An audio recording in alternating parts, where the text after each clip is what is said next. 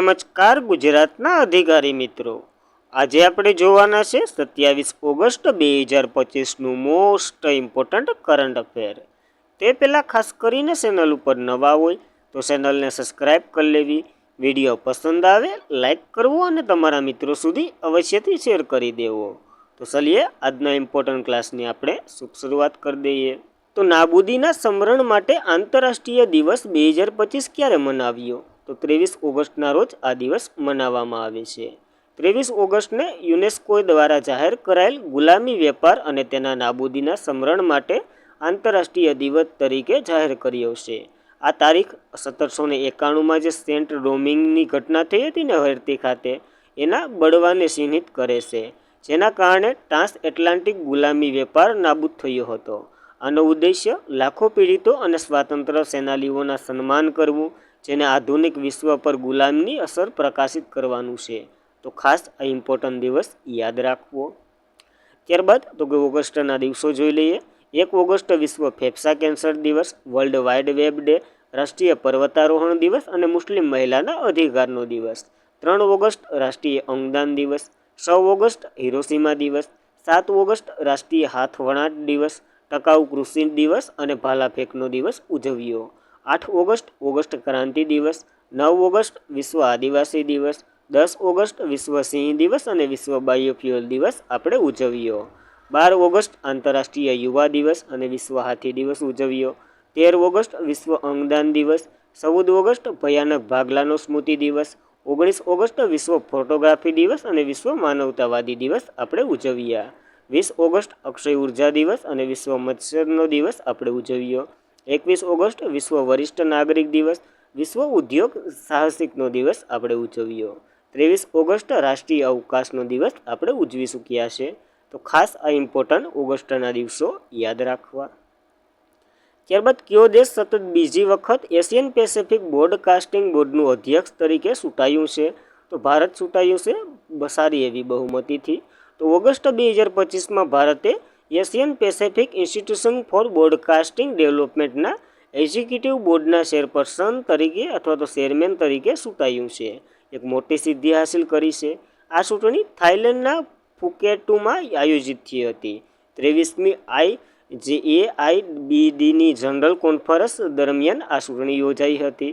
એમાં ભારતે સૌથી વધુ મેચ મેળવ્યા છે, તો ખાસ ઇમ્પોર્ટન્ટ ધરાવે। હાલની થીમ પર હતી આ બેઠકની લોકો માટે મીડિયા અને શાંતિ અને સમૃદ્ધ। યાદ રાખવું, ભારત બીજી ટર્મ માટે આમાં પ્રવેશ્યું છે અને ત્રીજી ટર્મનો કાર્યકાળ શરૂ થઈ ગયો છે। જ્યારે ABDની વાત કરીએ, Asian Pacific institution of broadcasting ડેવલપમેન્ટની, જેનો ઉદ્દેશ્ય એશિયન પેસિફિક ક્ષેત્રમાં ઇલેક્ટ્રોનિક મીડિયા વાતાવરણને પ્રોત્સાહન આપવું અને એનો વિકાસ કરવાનું છે। આની સ્થાપના 1977માં થઈ હતી। મુખ્ય મથક કુઆલાલંપુર મલેશિયામાં છે। તો ખાસ આ ઇમ્પોર્ટન્ટ માહિતી યાદ રાખવી। ત્યારબાદ ડુરાન્ડ કપ 2025ની 134મી આવૃત્તિ કોણે જીતી છે? તો નોર્થ ઇસ્ટ યુનાઇટેડ ફૂટબોલ ક્લબે આ આવૃત્તિ જીતી છે, જેને આપણે હાઇલાઇટર્સ તરીકે પણ ઓળખીએ છીએ। તો કોલકાતાના વિવેકાનંદ યુવા ભારતીય ક્રીડાંગણ ખાતે આ રમાયેલ ડુરાન્ડ કપની 2025ની 134મી આવૃત્તિ નોર્થ ઇસ્ટ યુનાઇટેડે જીતી છે અને હાર્બન જે ફૂટબોલ ક્લબ છે ને, ડાયમંડ હાર્બર ફૂટબોલ ક્લબ, એને હરાવ્યું છે। તો ખાસ ઇમ્પોર્ટન્ટ ધરાવે। હવે આનો ઇતિહાસ જાણવા જેવો છે, જોઈ લઈએ। ડુરાન્ડ કપ એ વિશ્વની ત્રીજી સૌથી જૂની પાણી આધારિત ફૂટબોલ સ્પર્ધા છે। પાણી એટલે ફૂટબોલ આધારિત, અને એશિયાની સૌથી જૂની છે, તો એ પણ જોવું। 134મી આવૃત્તિ હતી આની, જે 23 જુલાઈથી 23 ઓગસ્ટ 2025 દરમિયાન યોજાઈ હતી। 5 રાજ્યોમાં યોજાશે: પશ્ચિમ બંગાળ, ઝારખંડ, આસામ, મેઘાલય અને મણિપુરમાં।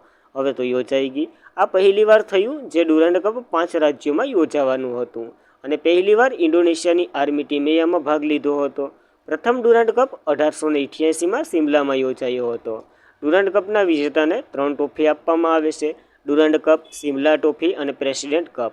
જ્યારે ડુરાન્ડ કપનું નામ બ્રિટિશ ભારતીય વિદેશી સચિવ માર્ટિમલ ડુરાન્ડના નામ પર રાખ્યું હતું, અને આના ઉપર એક ડુરાન્ડ લાઇન છે જે ભારત અને બાંગ્લાદેશની સરહદ પર આવેલી છે।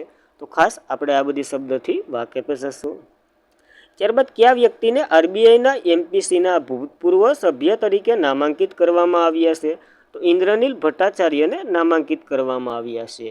તો રિઝર્વ બેન્કે જણાવ્યું, સેન્ટ્રલ બોર્ડ વર્તમાન સભ્ય રંજન નિવૃત્ત થયા છે. તો આ સર્જાતી આગામી ખાલી જગ્યા ભરવા માટે રેટ સેટિંગ મોનિટરી પોલિસી કમિટીના હોદ્દાના સભ્ય મોનિટરી પોલિટી વિભાગના એક્ઝિક્યુટિવ ડિરેક્ટર ઇન્દ્રનીલ ભટ્ટાચાર્યની નિમણૂક કરી છે. ટૂંકમાં ઇન્દ્રનીલ ભટ્ટાચાર્યની નિમણૂક કરી છે. તો ખાસ આ પોઈન્ટ પર નોંધવો. જ્યારે આ મોનિટરી પોલિસી કમિટીની વાત કરીએ, આ એક કાનૂની બોડી છે જે આરબીઆઈ એક્ટ 1937 હેઠળ બનાવવામાં આવી હતી. ઉર્જિત પટેલ સમિતિએ આની ભલામણ કરી હતી અને આ સમિતિ જે ફુગાવાના નિયંત્રણ કરવા માટે આપણી પાસે એક મહત્ત્વની છે, એટલા માટે ફુગાવો 2 થી 6 ની વચ્ચે જાળવી શકે આ કમિટી દ્વારા. આ મોનિટરી પોલિસી કમિટી બેઠક દર 2 મહિને અથવા તો વર્ષમાં 6 વખત યોજાય છે. જે આરબીઆઈના 6 અને સરકારના 3 સભ્યમાં હોય છે. આરબીઆઈના 3 ગવર્નર, જે ડીજી હોય, ઈડી હોય, જી હોય, અને આ સમિતિમાં અધ્યક્ષ આરબીઆઈના ગવર્નર પોતે જ હોય. સરકાર દ્વારા નામાંકિત 3 સભ્યનો કાર્યકાળ 4 વર્ષનો હોય છે અને આરબીઆઈના સભ્યનો કાર્યકાળ જ્યાં સુધી તે આરબીઆઈમાં હોય ત્યાં સુધીનો હોય છે. તો યાદ રાખવું, આ મોનિટરી પોલિસી કમિટીની વાત કરી નાખીએ આપણે સંપૂર્ણ. જો આ બીજા કલરમાં જે શબ્દ લગાડી દેખાય ને, એ બધી પ્રશ્ન પૂછાઈ ગયા, તો જૂના પેપરો પર જોઈ લેવા. ત્યારબાદ એશિયન શૂટિંગ ચેમ્પિયનશિપમાં ભારત ઐશ્વર્ય પ્રતાપ સિંહે કઈ કેટેગરીમાં ગોલ્ડ મેડલ જીત્યો છે? તો 50 મીટર રાઇફલમાં ગોલ્ડ મેડલ જીત્યો છે. તો ભારતીય શૂટર ઐશ્વર્ય પ્રતાપસિંહ તોમરે 24 ઓગસ્ટ 2025ના રોજ કઝાકિસ્તાનના શ્યામકેન્ટમાં આયોજિત 16મી એશિયન શૂટિંગ ચેમ્પિયનશિપ પુરુષમાં 50 મીટર રાઇફલમાં 3 પોઝિશન ઇવેન્ટમાં ગોલ્ડ મેડલ જીત્યા છે.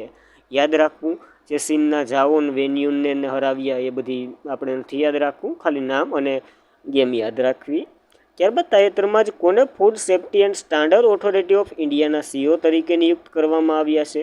ઇમ્પોર્ટન્ટ પ્રશ્ન છે. રણજીત પુન્હાની નિમણૂક થઈ છે આના માટે.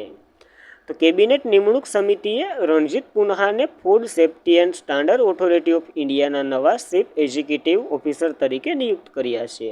તેઓ તાજેતરના નિવૃત્ત થયેલ ગંજી કમલા વી રાવનું સ્થાન લેવાના છે. તો ખાસ આપણે યાદ રાખવા રણજીત પુન્હાને. જ્યારે food safety and standard authority of ઇન્ડિયાની વાત કરીએ, 5 સપ્ટેમ્બર 2008માં આની રચના થઈ હતી. તેઓ ખાદ્ય ઉત્પાદન, સંગ્રહ, વિતરણ, વેચાણ અને આયોજન નિયમનનું કાર્ય કરે છે. આનું હેડક્વાર્ટર નવી દિલ્હીમાં. અધ્યક્ષ આપણે જોયા એ મુજબ પુણ્ય સતીશ શ્રીવાસ્તવ છે. સીઓ તો કે રણજીત પુન્હા બન્યા છે અને આરોગ્ય પરિવાર કલ્યાણ મંત્રાલય અંતર્ગત આવે છે, જેની આ એક વૈધાનિક સંસ્થા છે. તો એ માહિતી પણ નોંધી લેવી. ત્યારબાદ ભારતમાં ઓપન એઆઈનું પ્રથમ કેન્દ્ર ક્યાં ખુલ્લું મૂકવામાં આવી રહ્યું છે? તો નવી દિલ્હીમાં મૂકવામાં આવી રહ્યું છે. તો સેમ ઓલ્ટેનની આગેવાની હેઠળ અબજો dollar AI startup open AI, જે નવી દિલ્હીમાં એક નવી ઓફિસ ખોલી રહ્યું છે, ભારતમાં સત્તાવાર રીતે તેની હાજરી સ્થાપિત કરી રહ્યું છે. આ કાર્યક્રમ દેશમાં વિદ્યાર્થીઓ દ્વારા એઆઈ દ્વારા ઉપયોગને સમર્થિત બનાવશે. શિક્ષકો, વ્યવસાયિક વિકાસકર્તાઓ અને એઆઈ એક્સેસના વિતરણ કરનાર, જે હાલમાં જ અમેરિકા ChatGPT માટે બીજો સ્થાન સૌથી મોટો વપરાશકર્તા દેશ છે ભારત. તો એ પણ યાદ રાખવું.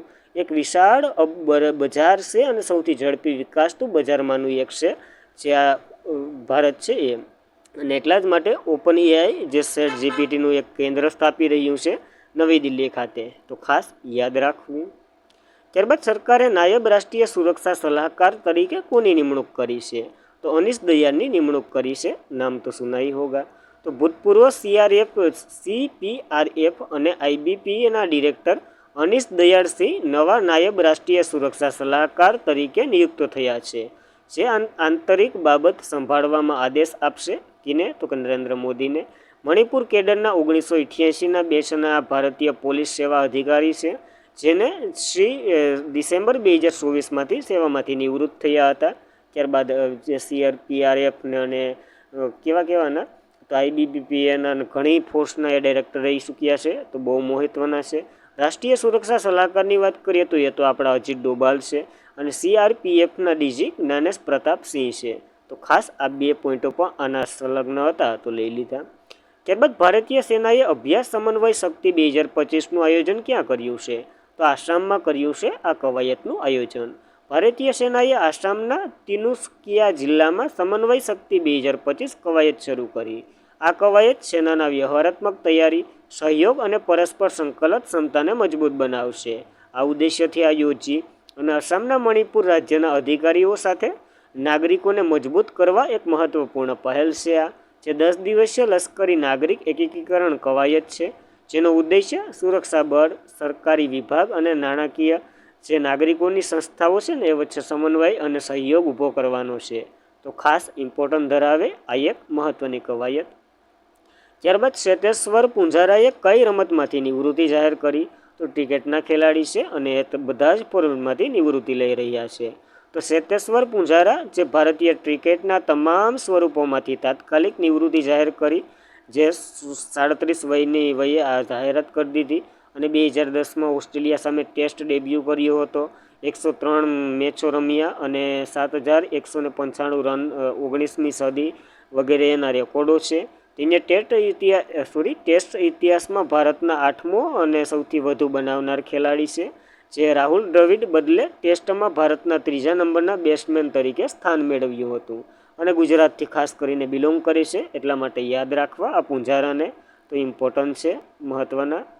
અને આજના માટે એટલું જ હતું. ખાસ કરીને મિત્રો, વિડીયો પસંદ આવે એક લાઇક કરી દેવો, તમારા મિત્રો સુધી શેર કરી દેવો, એક સારી એવી કોમેન્ટ કરી દેવી.